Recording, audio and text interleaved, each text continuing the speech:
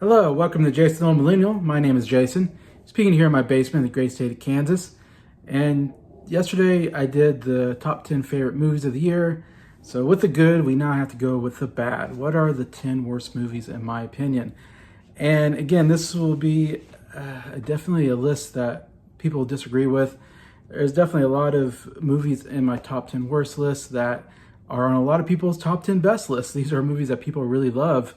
I just did not get or connect with or did not care for. In fact, I've been watching a lot of videos lately, and a lot of these movies I hate are like their favorite movie of the year. So sorry if one of my movies I hated, you really liked, was your favorite movie. I apologize. That's just how it goes. It's the way just my opinion on what I see about movies. Again, I'm only going to talk about movies in my top 10 that came out in the theater. I'm going to exclude movies that just came on streaming services because I think it's more interesting to talk about movies that you actually can go to the theater and see and get a physical copy of and all of that anyway. So yeah, I was saying that. Let's get to my top 10 worst movies of 2024.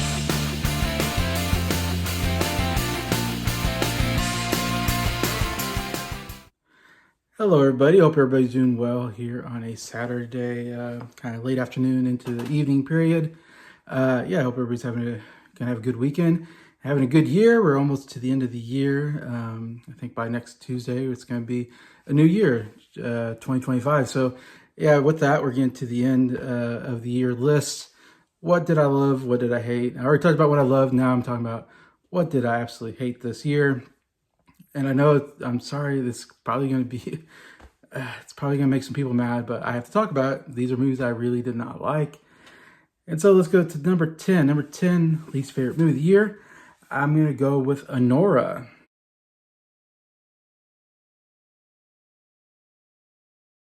Yeah, big surprise right off the bat, right? Anora is a movie that people absolutely love this year. Almost every list I've been seeing, Anora is in the top 10 best movies of the year. It's getting a lot of award nominations. It's right now basically the front runner for Best Picture, probably.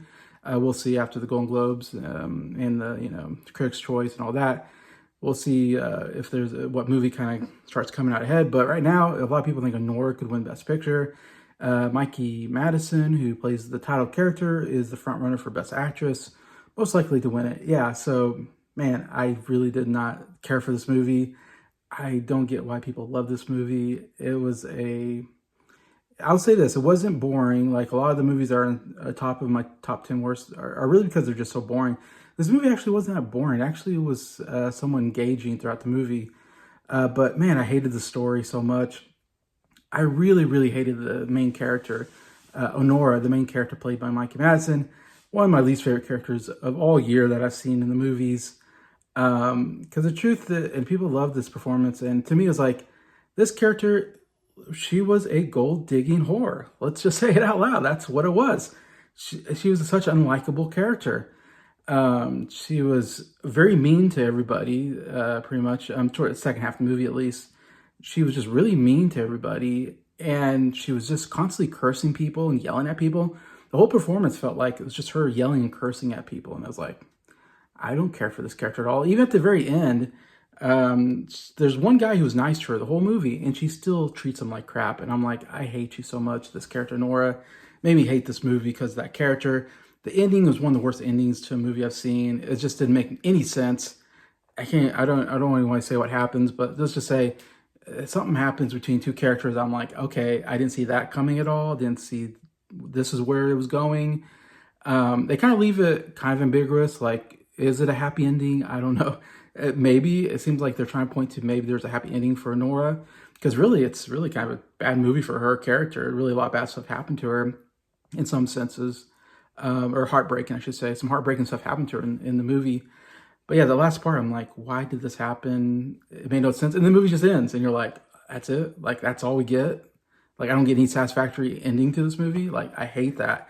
Absolutely hate that. This is a movie where I'm like, I'm not really liking it. It's a weird movie it's weird in the sense of like the plot. Like, it's such a strange plot for a movie, especially one that's supposed to be a Best Picture. Like, this is really a Best Picture type movie. The movie is just this girl, Nora, who's a stripper slash sex worker, who then befriends this really rich son, a Russian guy who parents are super rich in Russia, and he's living over in America for a little bit, and he's all he does is have sex with hookers, does a lot of cocaine and drinks a lot and just parties and plays video games. Like during the day he plays video games, at night he's just parties. And that's the first like 30, 45 minutes of the movie is just watching this guy party with this hooker. That's the first part of the movie, and I'm watching going, what is the point of this movie? What is the plot of this movie? Why am I watching this? I'm just watching people, young people party. And that's the movie for the first half. And I'm like, is this movie going anywhere? And then finally it does go somewhere. And then we get like 30 minutes of Anora being questioned by this guy who works for the main, or for the rich Russian spoiled brat kid. This guy works for his parents, and so he's trying to get this marriage, and Nora and this guy get married, quick Las Vegas marriage, and this guy's trying to get them to go back and get it annulled because, surprise, surprise, yeah, the rich family doesn't want their son married to a hooker. Yeah, my family's not rich. My parents don't want me getting married to a hooker either. Yeah, it makes total sense. And so, of course, they're trying to get it annulled. And she acts all surprised, like, what, what's going on? It's like, well, of course. And I don't understand if she really liked this guy or not. This guy was a terrible person. This rich Russian, Ivan, his name was Ivan. Ivan, this rich Russian kid who was like 21. He's a horrible human being, and he just lives off he does nothing productive. He just wasting his parents' money because they're rich. And she marries him and then acts surprised, like, oh, he's not a good person. Like, of course he's not a good person. He's a horrible person. And again, it's part of it, though. I think she's like, she knows she's horrible. He knows he doesn't love her, but he's rich, so that's all that matters. And it's like, oh, what a terrible character. I said enough of that, but I just absolutely hated that character. And yeah, like I said, she just curses people out, yells. She's so annoying. Such an annoying character. The whole movie, I'm like, I hate this character. She's so annoying. She's horrible to everybody. And this is my main character I'm supposed to root for. I can't root for her. I want her to not succeed. Yeah, I think they should get annulled. I think she should go back, to being a hooker or whatever. Or, I mean, I'd rather her not be a hooker and get a legitimate job. But, go back to her life. She doesn't deserve to be in this rich family. I agree with that. So I felt no emotions with her. So it's like, is this supposed to be a drama, emotional drama? Felt nothing for the characters. It's supposed to be a comedy. I did laugh twice during the movie, I have to admit. One, when one of the strippers was talking about a client that she was lap dancing for, and she says, oh, he was ancient. He was like 40 years old. That made me laugh because I'm 41. And I'm like, okay, like, gosh, I'm not ancient. I'm not young, but yeah, I kind of get it. When you're in your early 20s, people that are my age in their 40s look old. And so I kind of made me laugh. The other thing that made me laugh is there's one part where kind of this older guy who's works for the family, whatever, is trying to find Ivan. Ivan's gone missing. They're trying to find Ivan. And he has two guys that are kind of younger, like kind of work for him, kind of these goons that work for him, I guess. And one of them says, why don't you look on Instagram? And the older guy goes, I don't have Instagram. I'm an adult. And I thought that was funny. I don't have Instagram either because, I'm in my 40s. I don't care for it. Anyway, so those were the two times I laughed. Besides that, I didn't laugh pretty much at anything in the movie. Yeah, it was just a mess of a movie that was like, gosh, just such a stupid plot, stupid characters, everything. The only good thing I can say is that Mickey Madison is really hot, and she takes her clothes off a lot in the movie. That's the only positive thing I can say about it. But anyway, besides that, Anora makes it number 10 worst movie of the year for me. And I had to talk about it because it's getting so much praise, and I'm like, this movie should not be getting this much praise. All right, number 9, I'm going to go with The Killer's Game.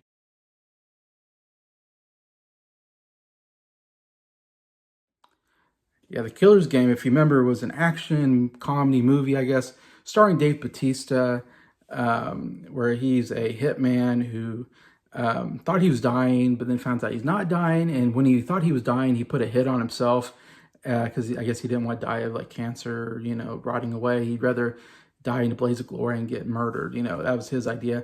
But then he finds out he's not dying, so then he tries to call the hit off and say, hey, I'm not dying, don't kill me. But then the person that he kind of went to was like, I don't really like you, so I'm keeping the hit on and we're still going to kill you. And so now he has to fight all these different assassins coming to kill him. Like the premise is like, interesting enough for an action movie. We're like, oh, yeah, that's kind of what I want.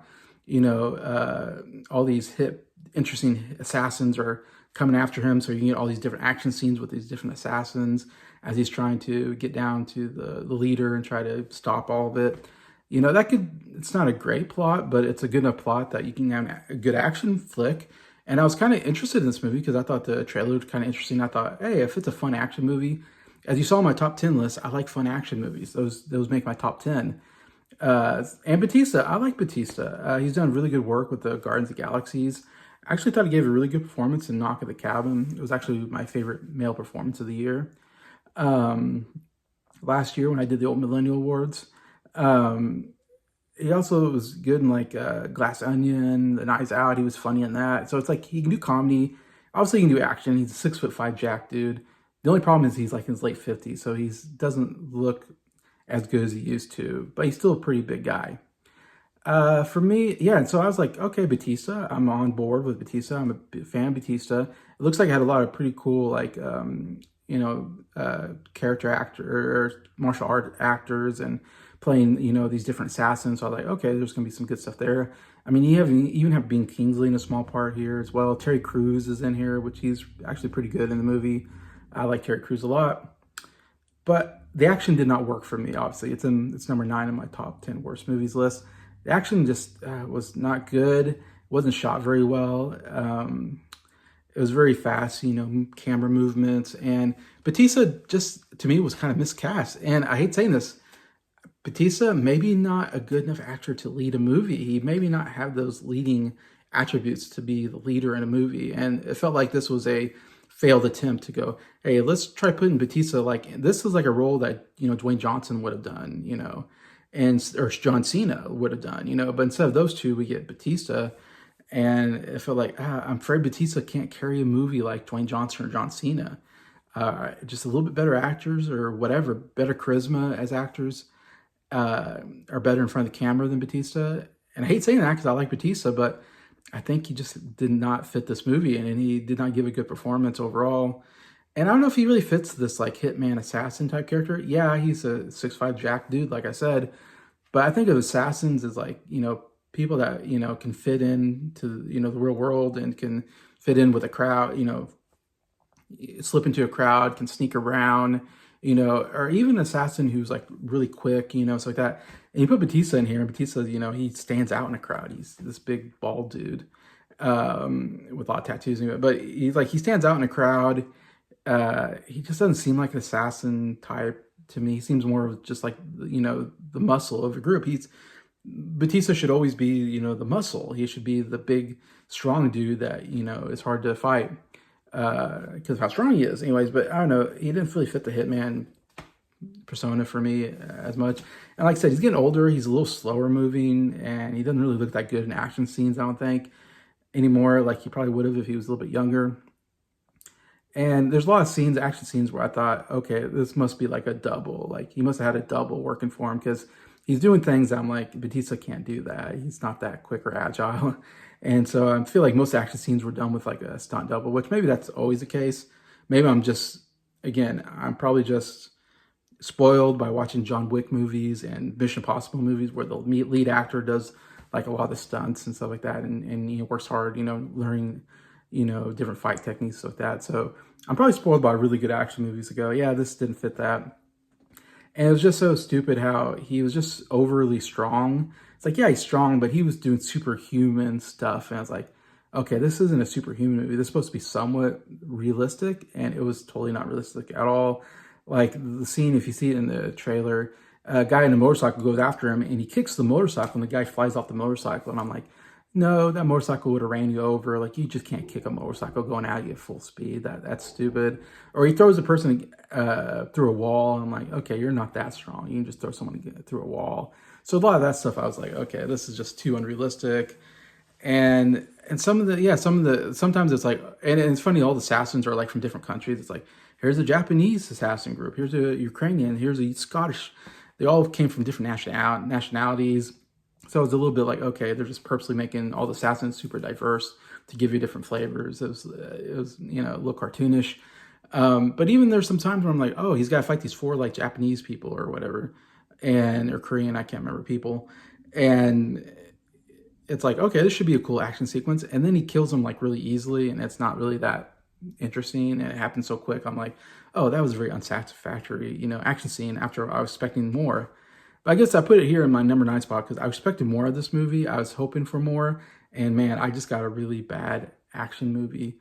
Yeah, and the performances just didn't work, and the action sequences didn't work. And you had good people here, like Scott Adkins was in here. It's like, man, he's a good martial artist. And I think like Batista doesn't work well because he's not a martial artist, and so he can't. And so when Scott Adkins is throwing, you know, really good kicks and punches, you know, there's not much Batista can do. So I'm like, man, I rather would have them put a martial artist in the lead instead of Batista, who can then we can get some good martial arts action at least between Scott Adkins and whoever. And yeah, we could have had some more better choreographed action scenes. As far as this was, it was just too quickly edited. You know, I hate quick edit action sequences. It had too much of that in it, and it didn't work overall. So it is here at number 9, The Killer's Game. At number 8, I have another action movie that did not work for me. And it's one that I thought looked interesting, and it tended to be a real dud, and that is Monkey Man.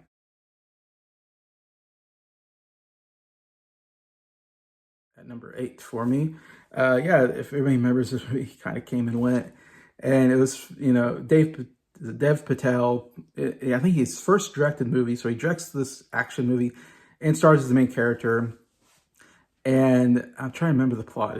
I don't remember much of the plot, to be honest. The whole movie is, of course, in a different language, so I had a hard time following along because I don't really care to watch movies with subtitles.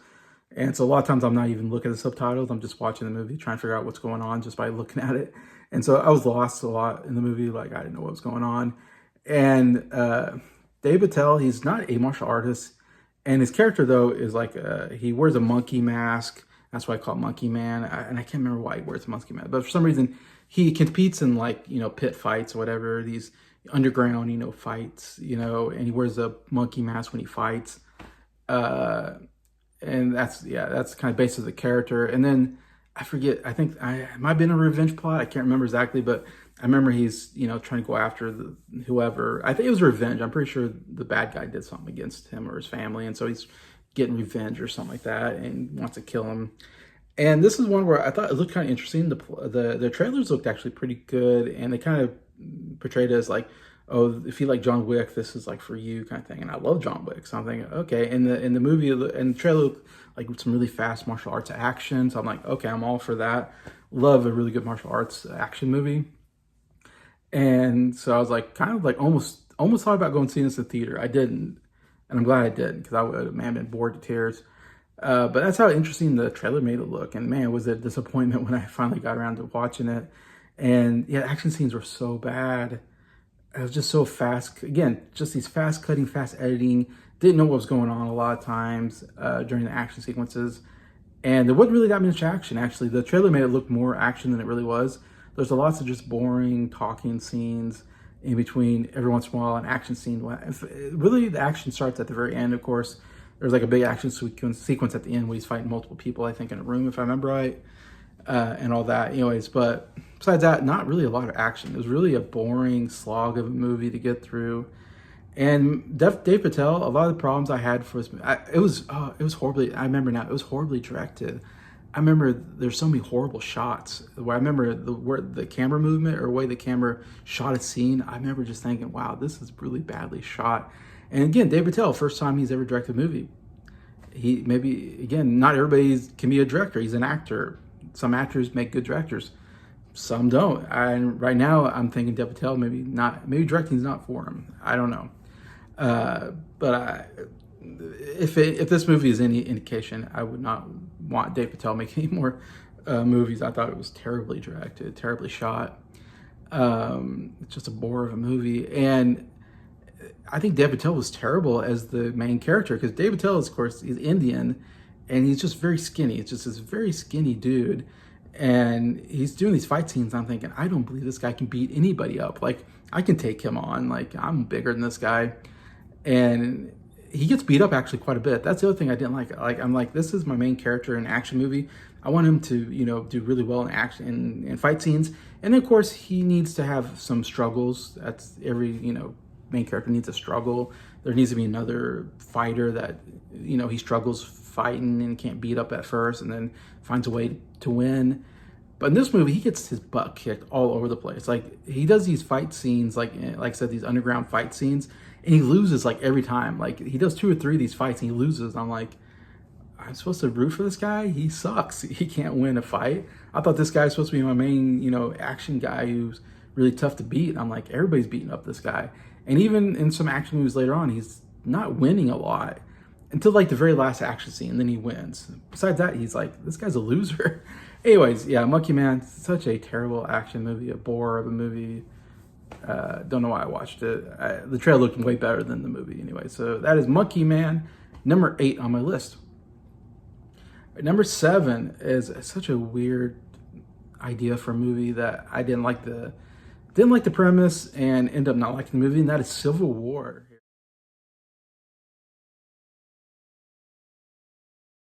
Number 7. Yeah, I remember early on when they were like promoting this movie, we're making a movie where we go through another civil war in the United States. It's a futuristic, movie about going through civil war, which to me, and it happened during a very, election year, 2024, where it was very, very, what's the word, divisive, very, lots of anger, lots of people hate the candidates, and politics in total in America has gotten so bad as far as all the mudslinging, I guess, all the anger, all the violence over politics is really, really bad. We're at a really bad place in America when it comes to politics because of Republicans and Democrats just hate each other and cannot get along, and they're very divisive on a lot of big issues. And yeah, and so then it's like, okay, this doesn't seem like a good time to put a movie together where our country is actually killing each other. Like, it's like, we don't need that. We don't need that. Put those thoughts in our brains of like, hey, let's start a war. That was a horrible thing to happen in 19. It happened for a good cause, obviously. It had to happen because it freed the slaves. We needed that. It's unfortunate that had to get to war before we can free the slaves, but it had to happen. But it was a horrible event. I mean, the most horrible war that we really had to be involved with because we're fighting ourselves back in, like I said, 1961 or whatever, to 64 or whatever it was, the Civil War that we had in our country. And so the idea of like going through no Civil War is such a bad thing. Anyway, so even before I saw the movie, I really did not like the premise of this movie, and I thought it was really not a good idea to put a movie like this together in 2024 when there's so many riots going on because of politics, and it's like we don't need more ideas of violence, I think. And the election's over now, but we're gonna get a new president. January 20th, Trump is gonna go in presidency. I'm sure we'll have more riots because that's what people do now. We can't talk civilly. We have to retort to violence nowadays, which is really terrible and sad for our country. That we just can't disagree and get along. But anyways, I know I'm talking about politics a lot. Not enough about the movie, but the movie itself. So then I finally was like, okay, I'll check this movie out. In fact, I think it was getting pretty good reviews. I've even seen this movie in top 10 best movies of the year lists. And for me, it was such a boring slog of a movie, first of all. It was not interesting at all, the premise, like I said. And the worst part of this movie is that I didn't get why the Civil War was going on. They never explained why was there a Civil War in the United States, who was fighting who exactly. I mean, they talk about like Texas and California joining, which is like, that is so stupid. Texas and California would never join in a Civil War. You got Texas, a very highly Republican state, and California, a highly liberal Democrat state. It's like, yeah, they would never join forces. That's so stupid. I think they talk about that in the movie. But anyways, I never understood what the politics were of the movie, why there was fighting, who was fighting who, all this, and who should I be rooting for, who I should go against. There's a guy who's playing the president, United States, but I'm like, what United States? The United States is divided, obviously. And so I think he maybe was a villain, but they didn't really explain why he would be the villain of the movie. I don't know. And I think that's what hurt the movie probably the most. And I remember I was watching this movie, and when I got to the end, I was like, what was the point of this? Why were people fighting? And I went on like a IMDb and looked up like reviews, and I saw so many reviews where they said the same thing. So I'm like, okay, I'm not alone. I'm not stupid. I'm not the only one who like was like wondering why they didn't talk about what was going on. And I think that was a problem with a lot of people that didn't like the movie. Like myself, is just like, okay, if you're gonna have a civil war, let's talk a little bit about. I'm interested in to me, the most interesting part is the politics of like, why is there civil war? Who's on the right? Who's on the wrong? Who, and all this, and who are the major players in the war, and how are these battles? And I was kind of like, it might be interesting to be like, okay, what are the politics? What are the battles like?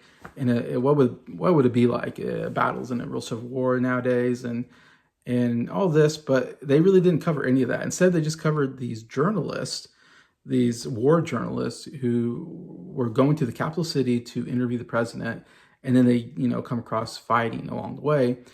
What an uninteresting style to tell a movie about war, a civil war, or whatever, is talking about all these stupid journalists who is like, I don't care about these journalists. I care about the people fighting, the people in the military. That's more interesting than journalists.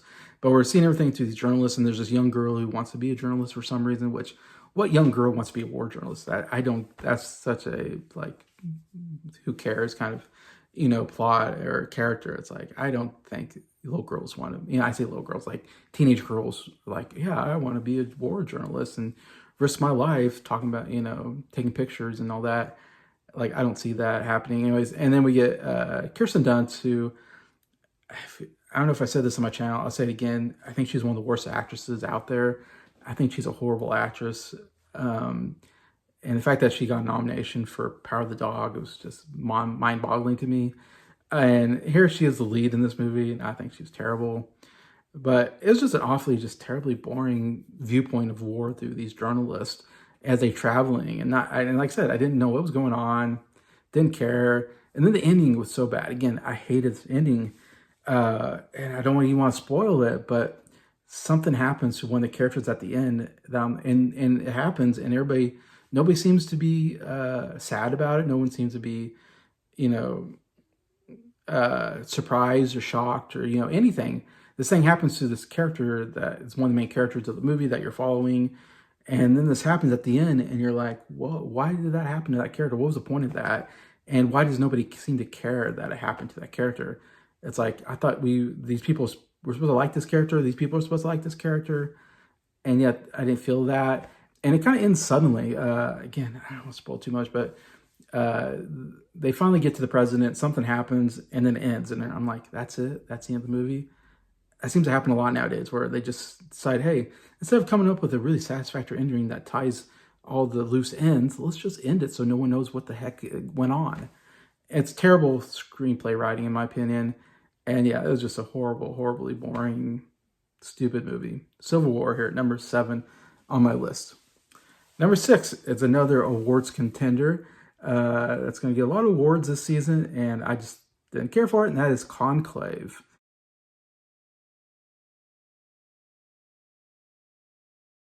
Yeah, Conclave, number 6 worst movie of the year for me. Yeah, and this is a movie, yeah, I remember hearing about it and going, okay.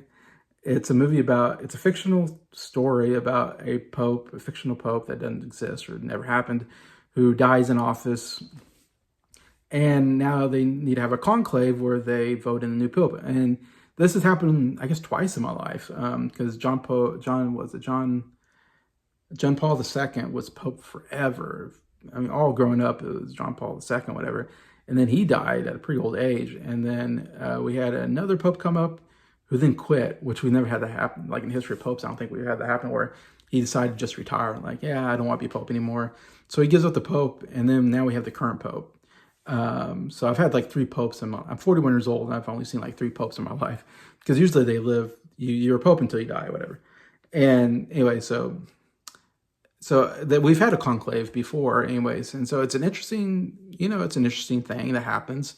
Like I said, it's only happened like 3 times twice in my life. We had the, conclave where we had to pick the new pope, and I'm not a Catholic, so I don't, care, who the pope is. It doesn't mean anything to me, but it's an interesting historical thing that happens, religiously, that you go through this process where they have to, all these, cardinals have to get together and vote for the next pope. And I forget if you have to get a majority or you have to get a unanimous, but I don't think, it must not be unanimous. I think it's like majority or something, whatever. And then they put out, white smoke or whatever, and they release doves, I think, and then that's the new pope. You get voted in. So it's like a political office where you get voted in, which is weird because you're like the man of God. It's like God picks you, but also, I don't know, humans are picking you. I don't know. Doesn't make sense to me, but I'm not Catholic. But anyways,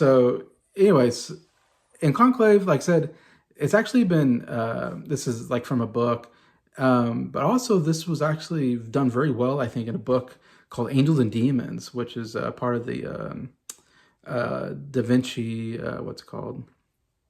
Part of that book series with the Da Vinci Code or Da Vinci whatever. Robert Browning, I think, is the name of the author. And he writes all these books, and Tom Hanks was the character in the movies. Anyways, and Angels and Demons kind of covers, Pope dying and having to vote for the next Pope. So I read about this already, and it was interesting to read about, but watching a movie is not interesting. Like I said in my review, I said, if you think a movie about a bunch of old people, cardinals talking about, who's going to be next Pope is boring, then you're right. It was super, super boring. Just watching, and as the movie kept going on, at first I'm like, okay, I'm kind of intrigued. What is the process? What's going to happen? You have some really good actors here, Ray Fiennes, and I'm going to forget the other actors, but a lot of good actors. Stanley Tucci, I love Stanley Tucci, but yeah, a lot of good actors coming together, and you're like, okay, we're just going to see a bunch of good acting performances and all this. And as I'm watching, I'm just like, no, all these performances are boring. This is a boring subject matter, like who's going to be the next Pope, and the politics of it all. Also, it really makes, to me, Catholics look bad and the Cardinals look bad because they all seem like, not good people. Like all they care is about power and stuff like that.